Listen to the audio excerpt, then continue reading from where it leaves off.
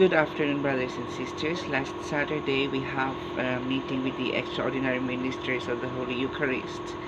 And it came out that there's a certain question na ingon sila nga og dili mo tubag og amen hatagan ba sa kalawat or Holy Eucharist. So ang among leader niingon siya nga siyempre baka wala pa siya naka first communion, so dapat sa tagaan sign of the cross lang ang forehead, which is correct, because nowadays, brothers and sisters, those satanic groups are attacking the Blessed Sacrament. No, not only the satanic groups, other religions are also attacking the holy presence of the Lord in the Blessed Sacrament. Diba kita nyo nga last previous Facebook na merong isang INC na nakatanggap ng Holy Communion, tapos ginuhitan niya ng mukha ang host, tapos sabi niya, oh ito galing ako sa kultoliko, o kainin mo ito, something mayroon siyang binanggit na pangalan. So brothers and sisters, as a extraordinary Eucharistic minister, it is our duty to protect the sacredness of the Holy Eucharist, yung kabanalan ng presensya ng ating Panginoong Jesus sa Santissimo Sacramento ng altar. So, if I were the one who is giving Holy Communion, syempre I will not give Holy Communion. Tapos sabi ng isang kasamahan namin, pag hindi natin bigyan, baka ma-offend. So, which ba? Sino ba ang kinatatakutan mong ma-offend? Si Jesus o yung tao na sabi ng anghel sa Fatima, Jesus is already much offended by the sacrilege, indifference by which he was attacked in all the tabernacles of the world. Sa Fatima yan, ha? So ngayon, Jesus is attacked in his holy presence in the Holy Eucharist. So the leader is correct na hindi bigyan, kundi we will just make the sign of the cross. Hindi natin alam, satanic siya, from satanic group siya, or ibang religion siya, and what he is going there is just to make fun of the Holy Eucharist, diba? And if you give the Holy Eucharist to a wrong person, you might commit a sin of omission. Pinapayagan mo siyang bastusin ang Holy Eucharist, and that is sacrilege. So hindi madali ang role ng isang extraordinary Eucharist minister. Hindi yung extraordinary na extra lang siya, no, extraordinary, kumbaga we are different, higher different. We have the privilege of the priest to touch the body of Jesus, unlike ordinary faithful. Yun, we have this extraordinary, kumbaga sobra pa na privilege from the rest of the faithful to touch Jesus' body and give Holy Communion to the faithful.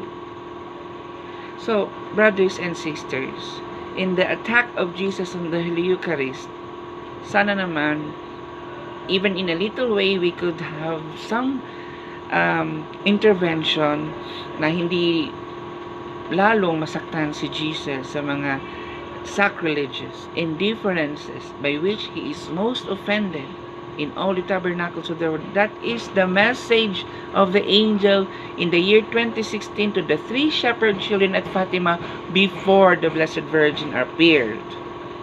So I hope sa mga kasamahan ko na extraordinary ministers of the Holy Eucharist,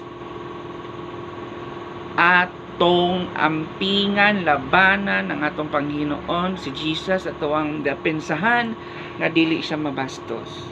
As much as possible, there are saints who died for the Holy Eucharist. Hindi lang yan basta kay bread, no. It is the body, blood, divinity of Jesus in the Holy Eucharist. Ang daming mga martyr sa Holy Eucharist. Isa na yan, yung ancestor namin, yung lolo on the side of De La Peña, si Blessed Luis de la Peña, isang Mercedarian priest, a martyr of the Holy Eucharist. Alam niyo ba nang ginawa niya? Nung pinasok ng mga barbarians ang kanyang simbahan, he went directly to the Blessed Sacrament and consumed all the consecrated host para hindi ma-desecrate ng mga barbarians. And dahil nakita siya, na kinain niya lahat, so the barbarians are attacking him. Binuksan yung puso niya para makuha yung other host na hindi pa na-melt. But miraculously, siyempre alam natin na pag yung host mabasa, they will melt already. So yan. And because of that, he died for Jesus. He died for the Blessed Sacrament. And the other thing is in US, I don't know if that is US or somewhere in Europe, na may nasusunog na simbahan. And these two priests braved themselves to the fire to save the Blessed Sacrament. Ganyan sana. That's how we protect Jesus.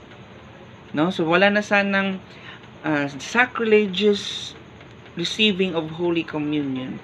Na hindi na sana maulit yung nabastos si Lord, ginuhita ng mukha yung hostya at sinabing galing siya sa simbahan ng Katoliko. You know, brothers and sisters, Jesus is truly present in the most blessed sacrament.